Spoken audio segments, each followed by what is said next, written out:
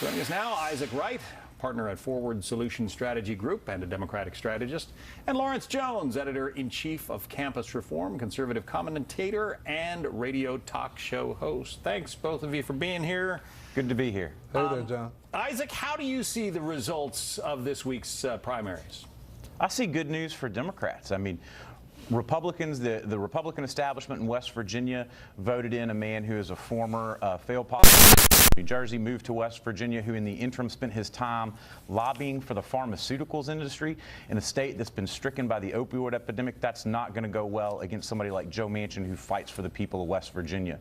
In Ohio, we saw softness in the Republican vote. The Republican congressman who took the Senate nomination, despite having Donald Trump, a sitting president's endorsement robocall from the president, he couldn't break 47% in a Republican primary against 4 unknowns. I see good news for Democrats. I see energy. I see an American electorate that regardless of partisan labels, are rejecting the failed agenda of Republicans, the failed health care agenda to sabotage the ACA that's seen 4 million more Americans lose their health care than when Donald Trump came into office. All right, let's get the take from Lawrence. Now, Lawrence, you say that Republicans might be the underdogs and they should look forward to that. Yeah, I'm okay with being the underdog because the fact of the matter is CNN just came out with a poll. 57% of Americans feel like things are heading in the right direction. And the choice is pretty clear for the American people. If you want tax cuts, if you want to focus on your day-to-day, if you want a party that's going to focus on you and your families, then you'll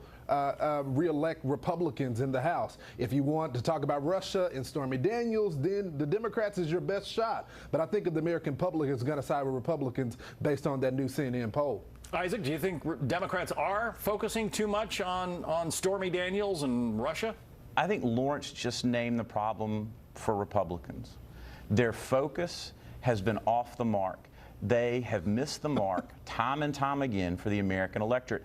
The tax code that benefits the wealthiest, working Americans, the middle class, are worried about saving enough for the future, saving enough for an unplanned health care emergency. The polling doesn't This is what Democrats want to address. This is what Republicans have failed at time and time again. This is the agenda that's going to cost Republicans their majorities. Lawrence? And the crumbs comments by Nancy Pelosi being tone deaf to the American people that are just elected a president because they were living paycheck to paycheck, and it didn't seem like the past administration got that. And so you think the party leadership that suggests that the tax cuts were crumbs is the best solution for America right now? My friend, Republicans gave the whole loaf of bread to their wealthy corporate donors, and working people were left with what was left over. So that's the wrong priority for America. Are you going to go with the We need to support the working well? people, the small businesses that made this country great in the first place. Well, Isaac, if that's the case, why that 57% right track rating that he was just talking about? I think the CNN poll that we're talking about measured a lot of what people have seen in the steam of the last of the Obama economy. That is, as it transitions into Donald Trump, lowest we have since seen a reverse. 2007. Come on, man, let's be honest about the numbers now. 4 million more Americans are uninsured today than were when Donald Trump took office because of the sabotage of the ACA. There are 94% premium increases projected in some markets next year because of the Trump Republican sabotage of the ACA. Virginia care providers have already requested over 60% increases in premiums. And These it are has nothing to do financial with the burdens failure that of outweigh Obamacare. the smaller chunk of the tax cut that working people got are going to be completely absorbed by these health care increases so that the Republicans have pushed on America. And it's going to come back to cost them. All right. You know what's so interesting, John, about this entire narrative is that if things were going so well under Obama administration, then why didn't they just the American people elect Hillary Clinton or more members to the Senate? Republicans want to talk about Hillary Clinton. Democrats want to talk about what's real for American people. Health care costs, saving money for the future. We got to look forward, not backwards. Lawrence, go ahead.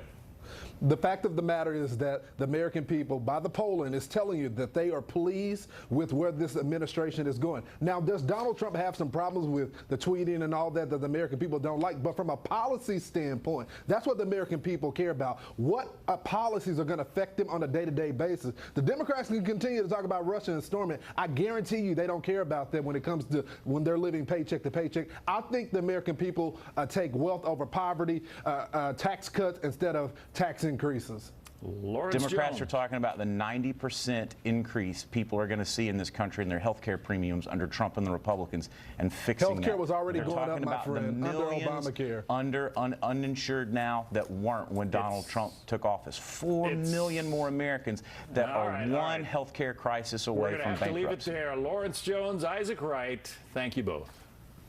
Thanks, John. Thanks. So the Department